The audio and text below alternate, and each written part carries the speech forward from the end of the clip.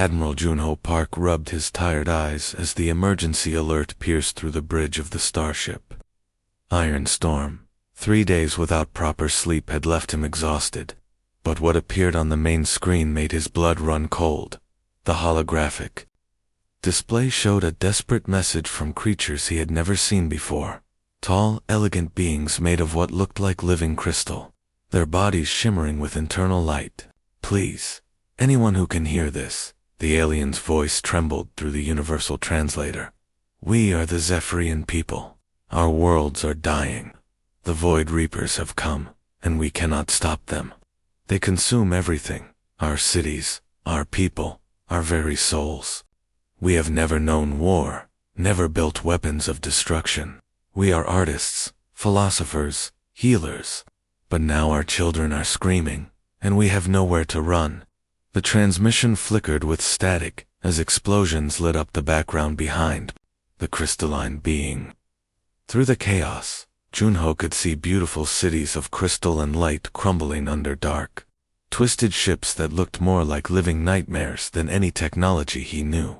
Communications Officer Yuna Kim turned from her station, her young face pale with shock. "Sir, we're receiving reports from multiple sources.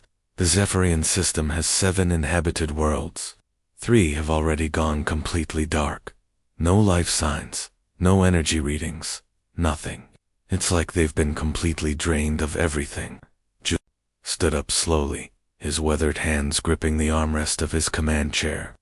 He had seen plenty of destruction in his 40 years of military service. The Rim Wars had shown him the worst of what humans could do to each other. But this was different. This was pure evil, consuming innocence. "What's the Galactic Council's response?" he asked, though he already suspected the answer.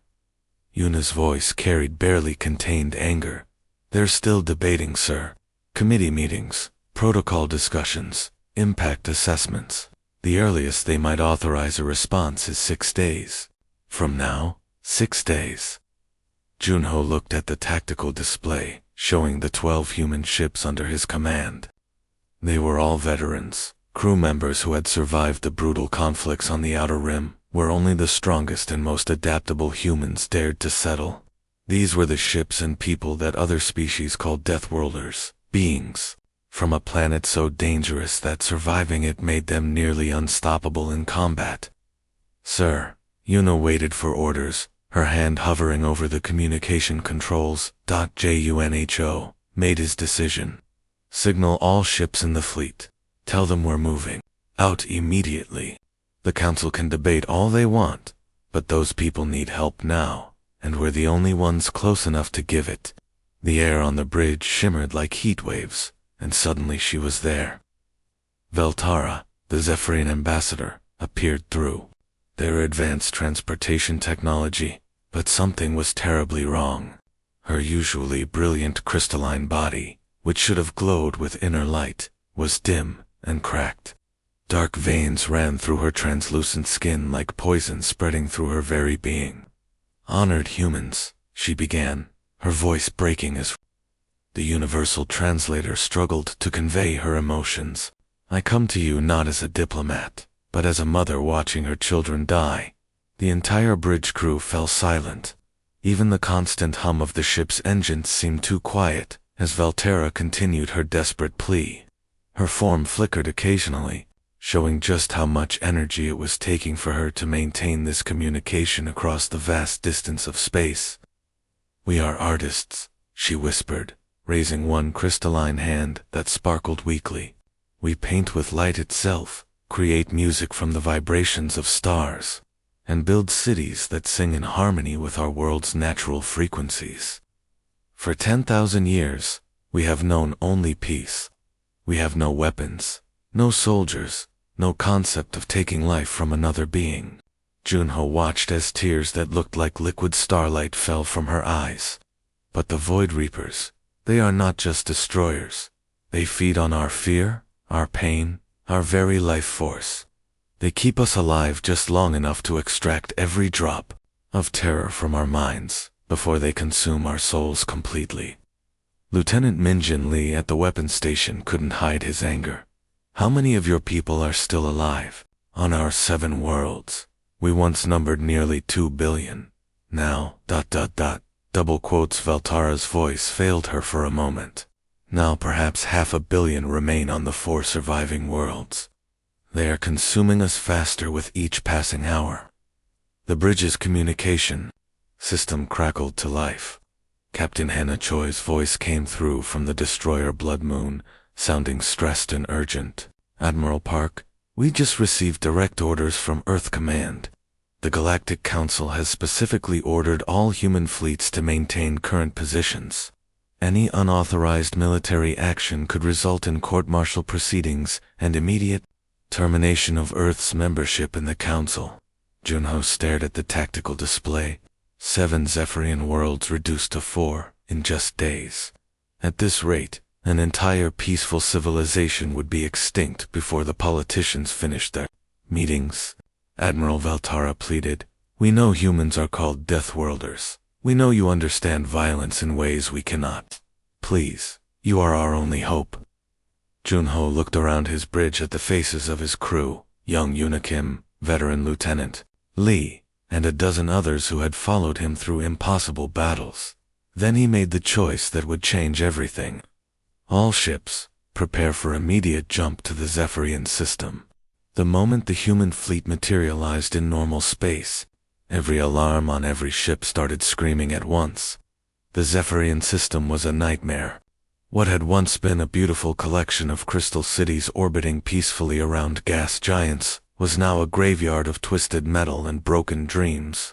My God, whispered Navigator Solman Park as she stared at her instruments. The energy readings are off the charts. Junho's eyes swept across the main display, taking in the horrific scene.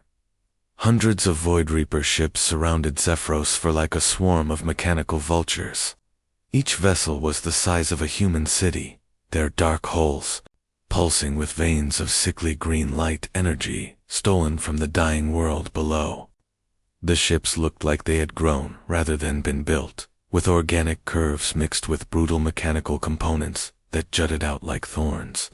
Sir, I'm counting over 200 enemy vessels, reported Tactical Officer Jisoo Han, her voice steady despite the overwhelming odds. Our 12 ships against their fleet were outnumbered 20-1. The Reaper ships moved in perfect coordination, like a single organism with many parts. They were harvesting the planet's orbital stations, their energy beams literally drinking the light from the crystal structures until they crumbled into darkness. Between the massive enemy vessels, space was filled with debris, the remains of what had once been magnificent Zephyrian architecture that sparkled like jewels. Spread formation, Junho commanded, his years of combat experience kicking in. Don't give them a single target. Use the debris field for cover and move fast. The human ships scattered like leaves in the wind, each captain immediately understanding the plan without needing detailed orders. This was the advantage of fighting alongside crews who had survived the Rim Wars. They knew how to think independently while working as a team. Commander, Minho Lee's frigate Razorwind was the first to strike. Instead of avoiding the floating wreckage, he dove straight into the thickest part of the debris field. The twisted remains of a Zephyrian orbital platform, still the size of a small asteroid, drifted directly between his ship and a massive Reaper cruiser. All power to engines, Minho ordered his crew. We're going fishing. The Razorwind used the debris as a shield, hiding behind the massive chunk of metal and crystal as it drifted toward the unsuspecting Reaper ship. The enemy vessel, focused on draining energy from the planet below, never saw the human frigate coming until it was too late. Minho's torpedoes struck the Reaper cruiser's unprotected flank, causing a chain reaction that lit up space with brilliant explosions. The enemy formation immediately began to shift and reorganize, clearly confused by tactics they had never encountered before. The boarding party moved through the captured Reaper vessel like they were walking through a living nightmare. The corridors weren't built, they had grown, with walls that pulsed like a heartbeat and floors that felt warm and slightly soft under their boots. Veins of that same sickly green energy ran along the ceiling, providing the only light in the organic tunnel system. Chief Science Officer Sujin Park led the team deeper into the ship, her scanner beeping frantically as it tried to make sense of technology that seemed to blend biology with machinery in impossible ways.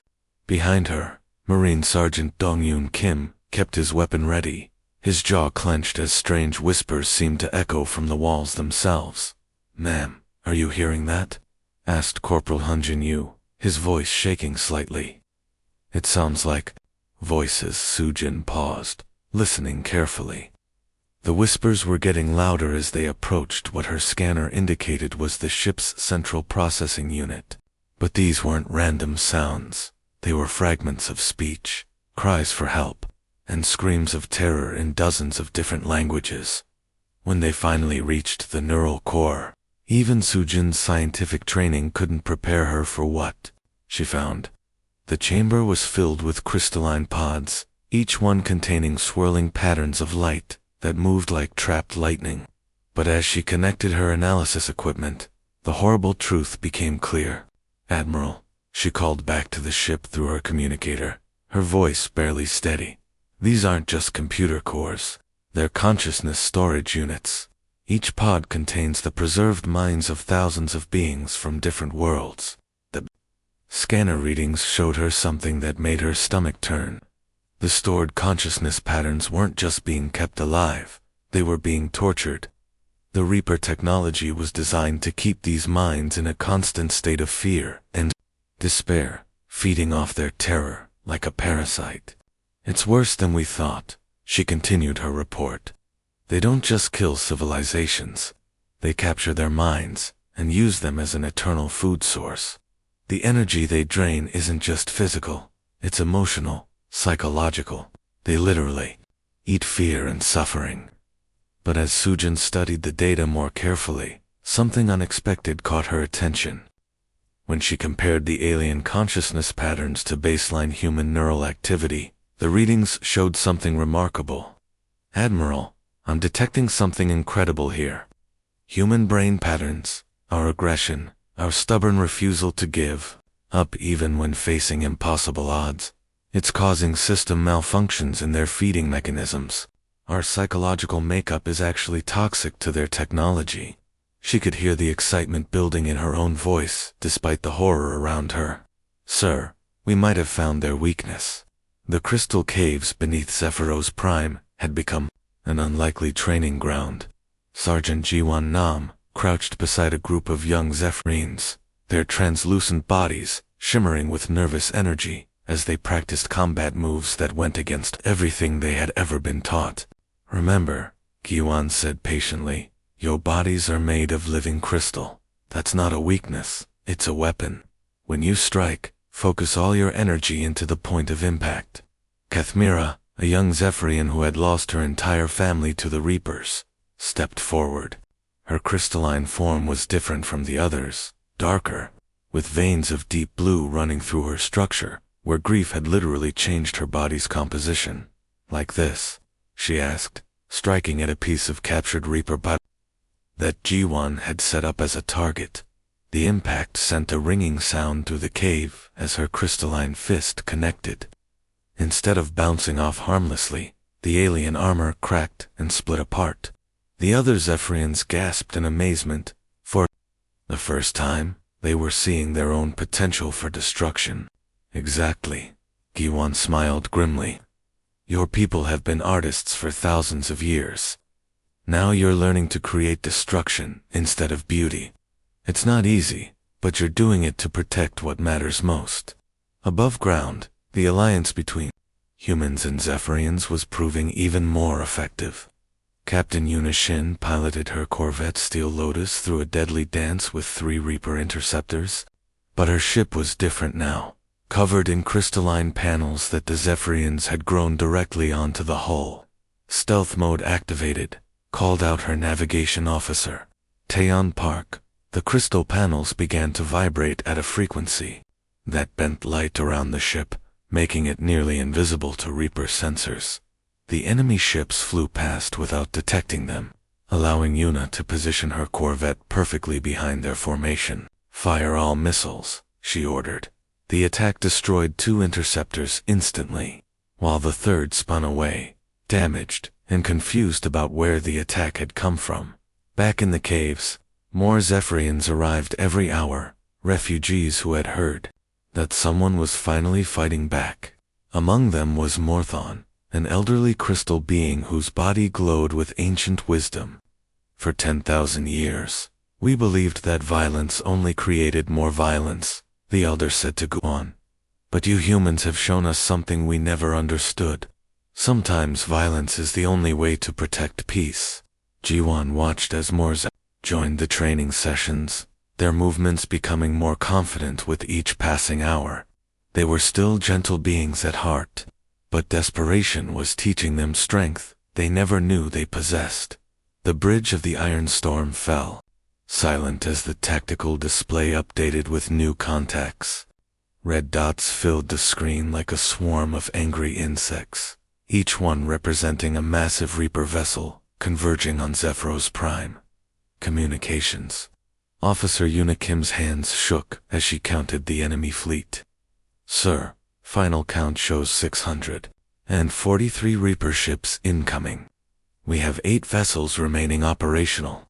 Her voice was steady, but Admiral Junho could see the fear in her eyes. The human fleet had been fighting for 3 days straight. They had lost 4 ships already, and the survivors were running low on ammunition, fuel, and hope. The Reapers had decided to end this annoying resistance once and for all by bringing their entire invasion force to bear on the last defended world. Junho stood up slowly, looking around at his bridge crew. These young people had followed him into an impossible situation, and now they were about to face odds that no military academy would even consider as a training scenario. But that was the thing about humans. They had never been good at accepting impossible odds. "Open fleet-wide communications," he ordered. The channel crackled to life, connecting all 8 remaining human ships.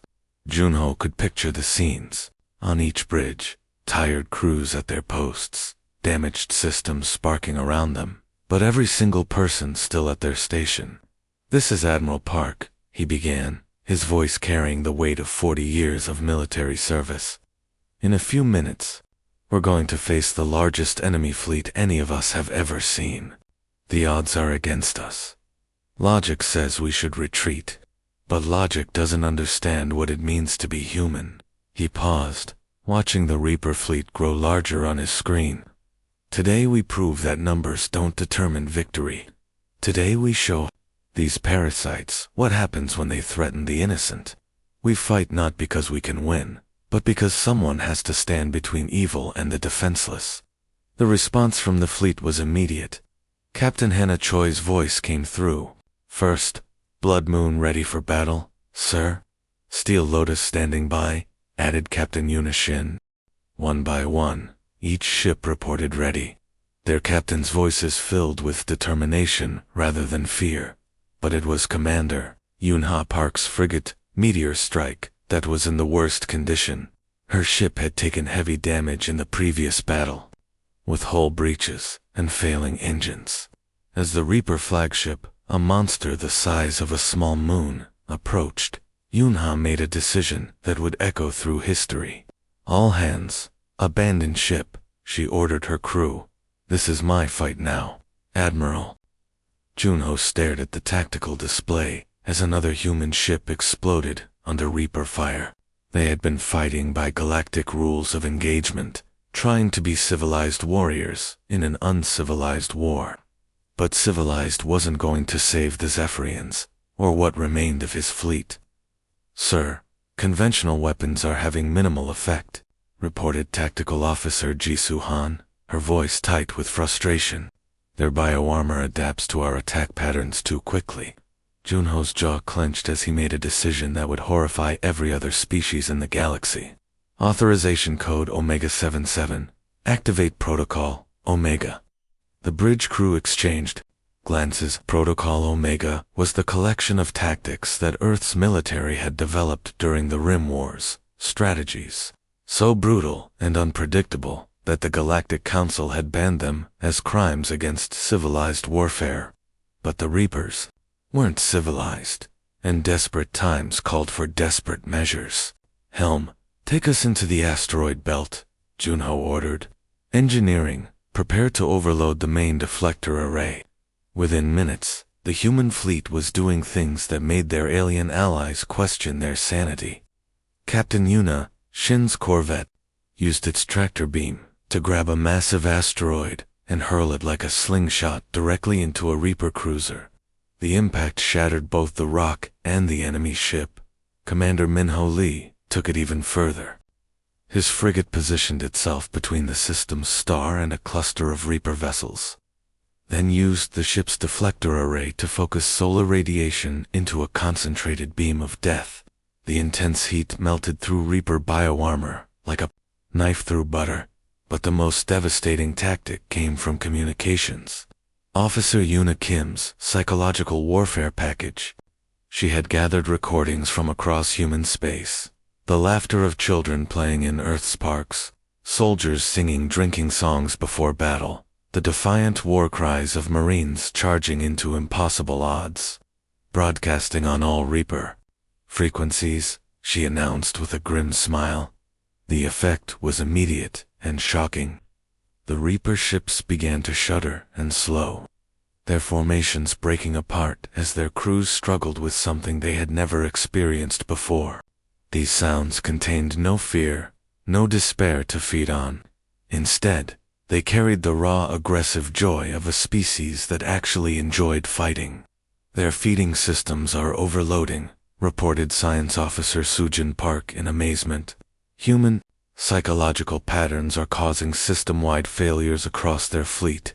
They're literally starving because they can't process our emotions." For the first time in the battle, the Reapers began to retreat. The moment that changed everything came from the most unlikely source. On the surface of Zephyros Prime, a young Zephyrian named Velkana watched her crystal city burning under Reaper energy beams. She was barely an adult by her species standards, trained only in the art of light sculpture and harmonic poetry. But as she saw human soldiers dying to protect her people, something fundamental shifted inside her crystalline heart. "I will not hide while others fight for my world," she declared to the evacuation coordinator. Within minutes, Velkana was piloting one of the few remaining Zephyrian ships, a delicate craft made entirely of living crystal that was never designed for combat. But as she flew directly toward a formation of Reaper interceptors, she did something no Zephyrian had ever attempted before. She began to sing. Her voice, amplified through her ship's crystal structure, created a harmonic frequency that resonated at the exact wavelength needed to shatter Reaper by. The enemy ships didn't just take damage. They literally fell apart as their organic hulls vibrated themselves to pieces. Captain Hannah Choi, watching from the bridge of the Blood Moon, couldn't believe what she was seeing. "Command, are you getting this? The Zephyrian ships are using music as a weapon." But Velkana's courage was just the beginning. Across the planet's surface, elderly Zephyrians, who had lived for centuries in peace, made the ultimate sacrifice. Morthan, an ancient being whose crystal body glowed with accumulated wisdom, stood at the center of the largest refugee camp as Reaper ground forces approached. "For 10,000 years, I have stored the light of our stars within my being," the elder announced. "Now that light will protect our children." Morthan's body began to glow brighter and brighter until it became impossible to look at directly. Then, in a burst of pure energy, the ancient Zephyrian released every bit of life force stored within their crystalline form. The explosion created a defensive barrier of solid light that the Reapers couldn't penetrate, protecting thousands of civilians. Admiral Junho watched in amazement as similar acts of heroism erupted across the system. Zephyrian artists were turning their light sculpting tools into weapons. Musicians were creating sonic attacks that disrupted Reaper formations. Even children were using their natural crystal growth abilities to create defensive barriers. "Look at them," Captain Hannah whispered in awe. "They're fighting like Deathworlders." The Reapers, who had conquered 100 civilizations, suddenly found themselves facing something they had never encountered before: love and hope, weaponized into devastating fury. The silence that followed the Reaper retreat was almost as shocking as the battle itself. For the first time in weeks, the comm channels weren't filled with screams, explosions, or desperate calls for help. Admiral Junho stood on the bridge of the Iron Storm, watching the last enemy ships disappear into the dark void between stars, their twisted hulls flickering with the dying light of stolen energy. "Sir, all enemy contacts have left the system," reported Communications Officer Yuna Kim, her voice filled with disbelief. "They're actually running away." The Reapers, who had consumed over 100 civilizations without ever facing real resistance, were fleeing from a force less than 1% of their size. But it wasn't the human weapons or tactics that had broken them, it was something far more dangerous. They had tried to feed on human emotions and discovered that courage, determination, and protective fury were poison to creatures that survived on fear and despair.